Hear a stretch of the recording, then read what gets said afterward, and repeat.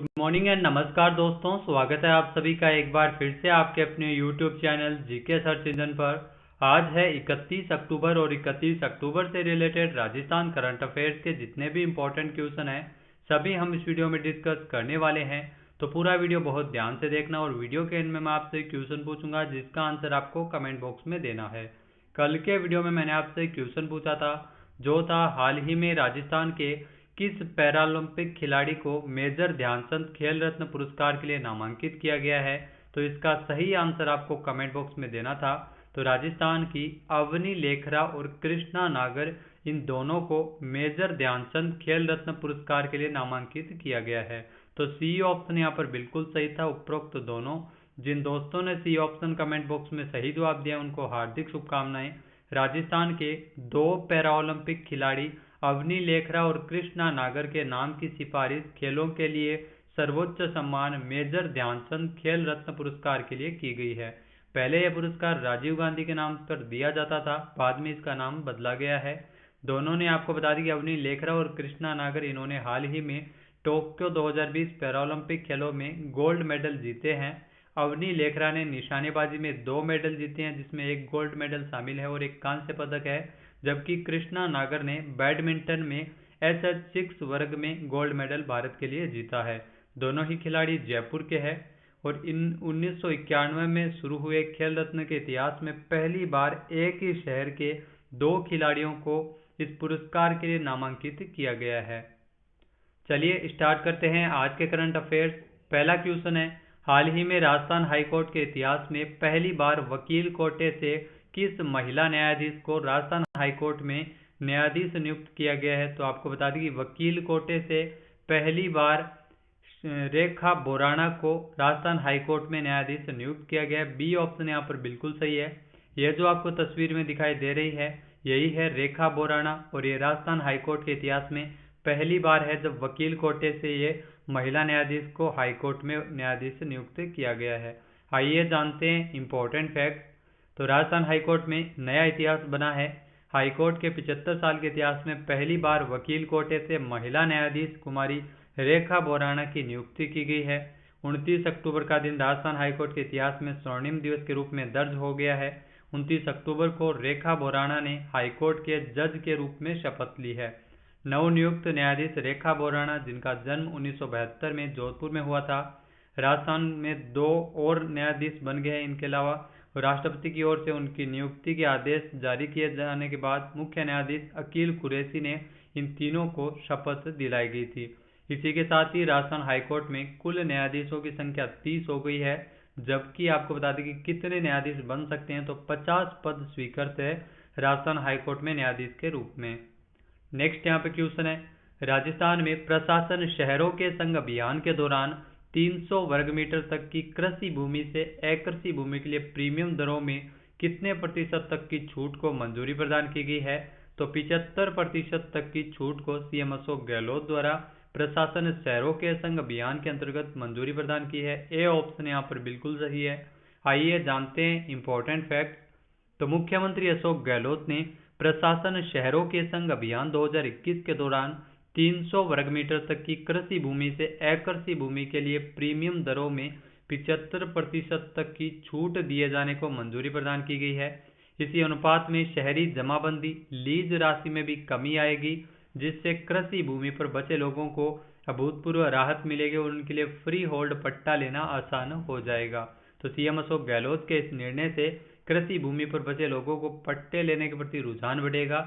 इनका लाभ उन्हें सुनियोजित विकास कार्यों तथा विभिन्न सुविधाओं के विकसित होने के रूप में मिलेगा। वर्तमान में आपको बता दें कि राज्य के विभिन्न शहरों में भू राजस्व अधिनियम की धारा 90(1) के अंतर्गत कृषि भूमि के अकृषि प्रयोजनार्थ अनुज्ञा एवं आवंटन नियम 2012 में 32 प्रकार की प्रीमियम दरें निर्धारित है और इनमें 75% तक की छूट दिए जाने के प्रस्ताव को सीएम अशोक गहलोत द्वारा मंजूरी हाल ही में प्रदान की गई है। नेक्स्ट यहाँ पे क्वेश्चन है, हाल ही में राम मंदिर निर्माण के लिए राजस्थान के किस जिले के बंशी पहाड़पुर की 39 खानों में गुलाबी पत्थर भेजा जाएगा राम मंदिर निर्माण के लिए। तो आपको बता दें कि बंशी पहाड़पुर है वो भरतपुर में स्थित है। बी ऑप्शन यहाँ पर। आइए जानते हैं इंपॉर्टेंट फैक्ट। तो अयोध्या के राम मंदिर निर्माण के लिए राजस्थान के भरतपुर जिले के बंसी पहाड़पुर की 39 खानों में से गुलाबी पत्थर है वो मंदिर निर्माण के लिए भेजा जा सकेगा। अब राजस्थान माइंस विभाग ने भरतपुर के बंसी पहाड़पुर क्षेत्र में 39 खनन प्लाटों की ई नीलामी की प्रक्रिया भी शुरू कर दी है। 13,594 हेक्टेयर क्षेत्र में 30 खनन प्लाटों की ई नीलामी 10 नवंबर से आरंभ होकर 24 नवंबर तक चलेगी तथा 9,470 हेक्टेयर के क्षेत्र में 9 खनन प्लाटों की नीलामी है वो 25 नवंबर से लेकर आरंभ होकर 3 दिसंबर तक चलने वाली है। तो बंसी पहाड़पुर कहाँ पर स्थित है? भरतपुर में स्थित है, जहाँ का गुलाबी पत्थर है वो अयोध्या के राम मंदिर निर्माण के लिए भेजा जाएगा। नीलामी की यह प्रक्रिया भारत सरकार के ई नीलामी पोर्टल पर जो हाल ही में एनएचटीसी के माध्यम से की जा रही है। नेक्स्ट यहाँ पे क्वेश्चन है, हाल ही में राजस्थान सरकार द्वारा कितने जिलों की 69 तहसीलों को सूखाग्रस्त घोषित किए जाने को मंजूरी प्रदान की गई है? तो राजस्थान सरकार की ओर से हाल ही में जो 69 तहसीलों को सूखाग्रस्त घोषित किए जाने की मंजूरी प्रदान की है। 12 जो जिलों की 69 तहसीलों को सूखाग्रस्त घोषित किए जाने को स्वीकृति सीएम अशोक गहलोत द्वारा प्रदान की गई है। ए ऑप्शन यहाँ पर बिल्कुल सही है। आइए जानते हैं इंपॉर्टेंट फैक्ट। तो राजस्थान के मुख्यमंत्री अशोक गहलोत द्वारा खरीफ 2021 के दौरान सूखे के फसल खराबे की ग्राउंड ट्रूथिंग रिपोर्ट के आधार पर प्रदेश के 12 जिलों की 69 तहसीलों को सूखाग्रस्त घोषित किए जाने को मंजूरी प्रदान की है। सीएम अशोक गहलोत के इस निर्णय से सूखा प्रभावित किसानों को बड़ी राहत मिलेगी। राजस्थान सरकार द्वारा खरीफ 2021 फसल के दौरान सूखे से हुए नुकसान की भरपाई करने के लिए राहत गतिविधियां चलाने तथा प्रभावित किसानों को कृषि आदान अनुदान बांटने के प्रस्ताव को भी मंजूरी प्रदान की गई है। नेक्स्ट यहाँ पे क्वेश्चन है, हाल ही में राजस्थान के किस जिले में 100 करोड़ रुपए की लागत से गांधी दर्शन म्यूजियम बनाया जाएगा? तो राजस्थान के जयपुर में 100 करोड़ रुपए की लागत से गांधी दर्शन म्यूजियम की स्थापना की जाएगी। तो ए ऑप्शन यहाँ पर बिल्कुल सही है। आइए जानते हैं इंपॉर्टेंट फैक्ट। तो राजस्थान की युवा पीढ़ी को गांधी दर्शन से गांधी जी के आदर्शों से रूबरू करवाने के लिए मुख्यमंत्री अशोक गहलोत द्वारा 100 करोड़ रुपए की लागत से जयपुर में, जी हाँ कहाँ पर, जयपुर में गांधी दर्शन म्यूजियम बनाने की घोषणा की गई थी। जयपुर के सेंट्रल पार्क में लक्ष्मी विलास होटल के स्थान पर गांधी दर्शन म्यूजियम का निर्माण को लेकर जेडीयू की ओर से फैसला किया गया। जयपुर विकास प्राधिकरण के द्वारा सीएम अशोक गहलोत द्वारा बजट में गांधी दर्शन म्यूजियम बनाने की घोषणा की गई थी। नेक्स्ट यहाँ पे क्वेश्चन है, राजस्थान में भारत सरकार द्वारा रेल कौशल विकास योजना के तहत कितने प्रशिक्षण केंद्र बनाए गए हैं? तो राजस्थान में रेल कौशल विकास योजना के तहत 5 प्रशिक्षण केंद्र बनाए गए हैं। ए ऑप्शन यहाँ पर बिल्कुल सही है। आइए जानते हैं इंपॉर्टेंट फैक्ट्स। तो प्रधानमंत्री कौशल विकास योजना के तत्वावधान में जो भारत के रेल मंत्री है अश्विनी वैष्णव, उनके द्वारा 17 सितंबर को रेल भवन में रेल कौशल विकास योजना का ऑनलाइन लोकार्पण किया गया था। देश में 75 और राजस्थान में 5 प्रशिक्षण केंद्र है वो बनाए गए हैं। इसके लिए राजस्थान में अजमेर में 2 प्रशिक्षण केंद्र, जोधपुर, बीकानेर और कोटा में एक एक प्रशिक्षण केंद्र है वो बनाए गए हैं। तो रेल कौशल विकास योजना क्या है? इसके तहत 3 साल में 50,000 युवाओं को प्रशिक्षित किया जाएगा। मुख्य उद्देश्य गुणात्मक सुधार लाने के लिए युवाओं को विभिन्न ट्रेडों में प्रशिक्षण कौशल प्रदान करना इसका मुख्य उद्देश्य रखा गया है। प्रशिक्षण है वो 4 ट्रेडों में प्रदान किया जाएगा, जिसमें इलेक्ट्रीशियन, वेल्डर, मशीनिस्ट और फिटर इसमें शामिल है। तो 100 घंटे का प्रारंभिक बुनियादी प्रशिक्षण है वो इसके माध्यम से 50,000 युवाओं को प्रशिक्षित करने का लक्ष्य है वो रेल कौशल विकास योजना के तहत रखा गया है। नेक्स्ट यहाँ पे क्वेश्चन है, मुख्यमंत्री अशोक गहलोत ने विभिन्न ऋण योजनाओं के लाभार्थी छोटे उद्यमियों और दस्तकारों पर बकाया लगभग कितने करोड़ रुपए की राशि माफ करने का निर्णय लिया है? तो सीएम अशोक गहलोत द्वारा 8.04 करोड़ रुपए की जो बकाया ऋण की राशि है वो माफ करने का निर्णय लिया है। ये ऑप्शन यहाँ पर बिल्कुल सही है। किसके लिए? लाभार्थी इसके जो छोटे उद्यमियों और दस्तकारों को इसका लाभ मिलेगा। आइए जानते हैं इंपॉर्टेंट फैक्ट।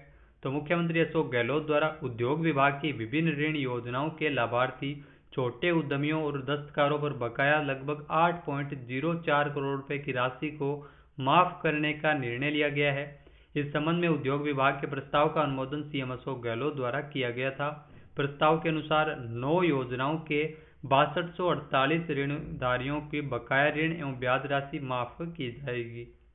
नेक्स्ट यहाँ पे क्वेश्चन है, राजस्थान माध्यमिक शिक्षा बोर्ड एवं राजस्थान राज्य गांधी स्मारक निधि के संयुक्त तत्वावधान में गांधी जी के सिद्धांतों पर आधारित किस परीक्षा का आयोजन किया जाएगा? तो ध्यान रखना, सर्वोदय विचार परीक्षा, इसका आयोजन है वो नवंबर माह में किया जाएगा। ए ऑप्शन यहाँ पर बिल्कुल सही हो जाएगा। आइए जानते हैं इंपॉर्टेंट फैक्ट।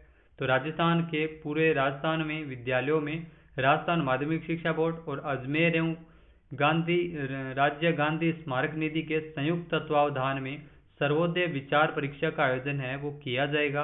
राष्ट्रपिता महात्मा गांधी के जीवन मूल्यों और सिद्धांतों को विद्यार्थियों से रूबरू करवाने के उद्देश्य से यह परीक्षा नवंबर 2021 में इसका आयोजन है वो किया जाएगा, जिसमें राज्य के विद्यालयों में कक्षा 9 से लेकर 12वीं तक के महाविद्यालयों में अध्ययनरत नियमित परीक्षार्थी इस परीक्षा में भाग ले सकेंगे।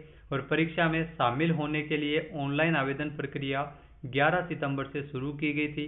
साल 2021-22 के बजट के दौरान सर्वोदय विचार परीक्षा के आयोजन की घोषणा सीएम अशोक गहलोत द्वारा की गई थी।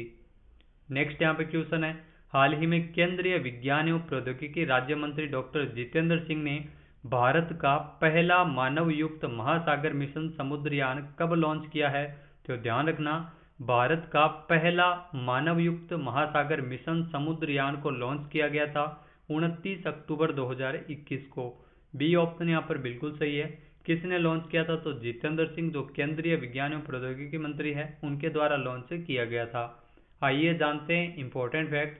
तो केंद्रीय विज्ञान एवं प्रौद्योगिकी राज्य मंत्री डॉक्टर जितेंद्र सिंह ने 29 अक्टूबर 2021 को चेन्नई में, कहां पर? चेन्नई में भारत का पहला मानव युक्त महासागर मिशन समुद्रयान को लॉन्च किया था।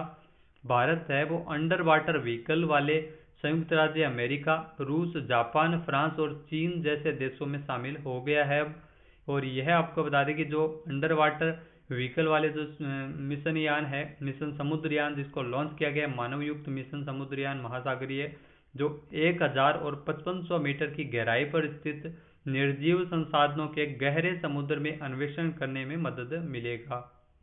नेक्स्ट यहाँ पे क्वेश्चन है, हाल ही में भारत में विश्व बचत दिवस कब मनाया गया है? तो ध्यान रखना, भारत की अगर बात की जाए तो भारत में विश्व बचत दिवस है वो 30 अक्टूबर को मनाया गया है। तो बी ऑप्शन यहाँ पर बिल्कुल सही है। अगर आपसे पूछ लिया जाए तो पूरे विश्व में कब मनाया गया, तो पूरे विश्व में इसको 31 अक्टूबर को मनाते हैं, लेकिन भारत में विश्व बचत दिवस है वो 30 अक्टूबर को मनाया जाता है।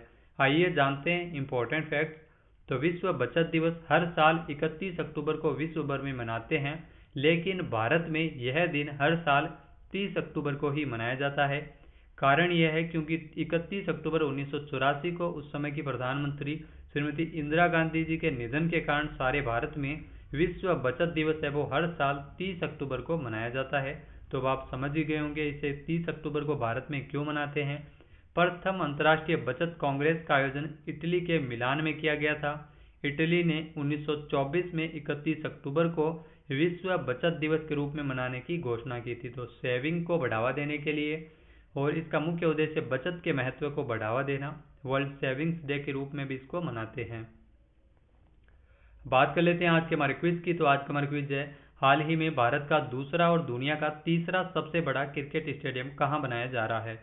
एक बार फिर से सुनिएगा, भारत का दूसरा और दुनिया का तीसरा सबसे बड़ा क्रिकेट स्टेडियम कहां बनाया जा रहा है? इसका सही आंसर आपको कमेंट बॉक्स में देना है। और अगर ये वीडियो आपको पसंद आए तो इसे लाइक और शेयर जरूर कीजिएगा।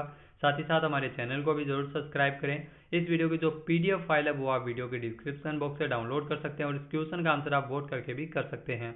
वीडियो कैसा लगा कमेंट बॉक्स में जरूर बताइएगा। वीडियो देखने के लिए धन्यवाद। जय हिंद, जय भारत, जय राजस्थान।